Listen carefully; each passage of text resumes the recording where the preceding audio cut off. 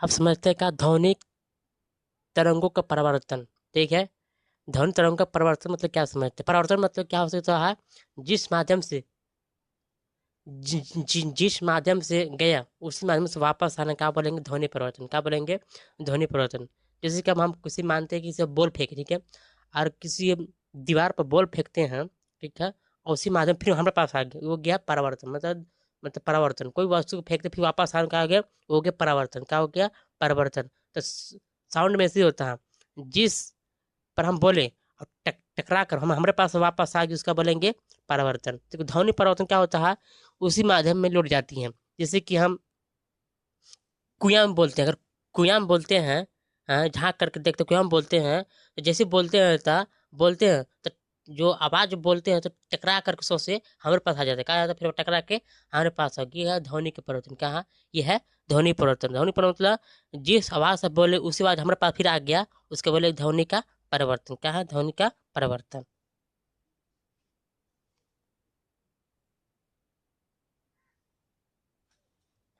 अब देखिए, फिर समझते हैं कि ध्वनि तरंग का अपवर्तन। ध्वनि तरंग का अपवर्तन का मतलब क्या? ध्वनि का मुड़ जाना। क्या हो गया? ध्वनि का होना, मुड़ जाना। मतलब ध्वनि का अपवर्तन मतलब ध्वनि का है मुड़ जाना। ध्वनि मतलब अभी प्रकाश के बारे में नहीं पढ़ाए हैं, लाइट के बारे में पढ़ाएंगे तो पढ़ाएंगे अपवर्तन के बारे में, ठीक है। ध्वनि परिवर्तन। ठीक, ध्वनि परिवर्तन क्या होता है? ध्वनि की मुड़ जाना। देखिए, पहली बात है कि एक धरती छापे, ये धरती है, ये भी एक धरती है, ठीक है। ये दिन के हैं, ये रात के हैं। कहाँ है? ये दिन के हैं, ये रात के हैं। जो कि दिन में क्या होता है? दिन में जब गर्म की वजह से क्या होता है? गर्म गर्म की वजह से उनका धरती क्या होता है? गर्म हो जाता है। क्या होता है? गर्म हो जाता है। क्या होता है? गर्म होता है। तो उसका जो गर्म हवा जो है कहाँ उड़ता है? ऊपर की उड़ता है। कहाँ उड़ता है? ऊपर की। जब गर्म कहाँ उड़ेगा? ऊपर की उड़ता है। मतलब गर्म हवा कहाँ उड़ेगा? ऊपर की उड़ेगा। ऊपर की उड़ेगा मतलब ठंडी हवा की ओर जाएगा, ठंडी हवा की ओर जाएगा दिन में। अब उस जब दिन में जब मतलब दिन में जो है ध्वनि के बाद जो है क्या है?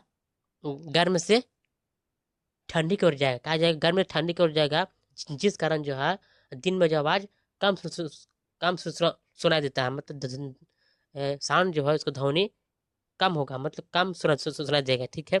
और जैसे इसका उल्टा है, रात में उल्टा हो जाता है, मतलब उल्टा हो जाता है रात में। रात में क्या होता है? ऊपर गर्म हो जाता है, नीचे ठंडा हो जाता है। क्या होता है? ठंडा होता है। तो इस वजह से जो है जो रात में जो है ध्वनि जो है गर्म से ठंडा कर जाएगा। मतलब जो है ये गर्म हवा जो साउंड जो है ये आसे पास रहेगा, मतलब आसे पास रहेगा, ऊपर नहीं जाएगा। क्या जाएगा? ऊपर नहीं जाएगा। जिस कारण जो है में जो है ध्वनि जो है वो ज़्यादा चलता है। क्या है? ज़्यादा चलता है। क्या चलता है? ज़्यादा चलता है। मतलब इसका तरंग जो है, ध्वनि तरंग जो है ठंडा का तरफ बहुत ज़्यादा आकर्षित होता है, ठीक है। ठंडी का और गर्मी के दिन में कम, ठीक है। ये तुम्हारा था अपवर्तन का नियम।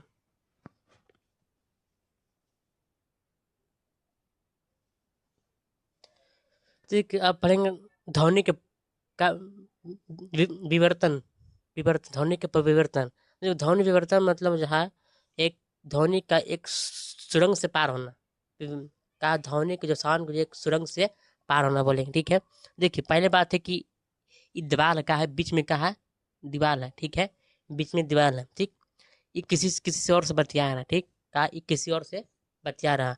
जब ये किसी और से बतिया रहा तो ये जो पिछला बेरे कर सका सुन रहा, कहा सुन रहा।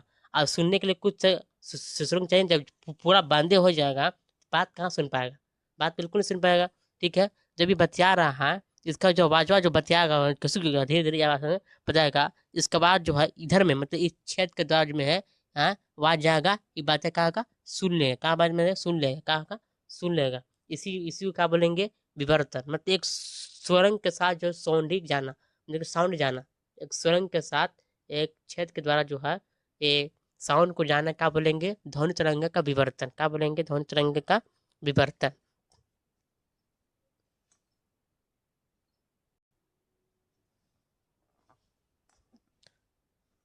अब समझते ध्वनि तरंग का अनुरणन। अनुरणन किसको बोलेंगे? देखो, ध्वनि तरंग का अनुरणन का मतलब होता है ज्यादा ज्यादा बल तरंग। क्या हो गया? ज्यादा बल तरंग हो सकता है, ज्यादा बल तरंग। देखो, ज्यादा ज़्यादा बल तरंग किसको कहेंगे, कहाँ होता है, ठीक है, ज़्यादा बल तरंग।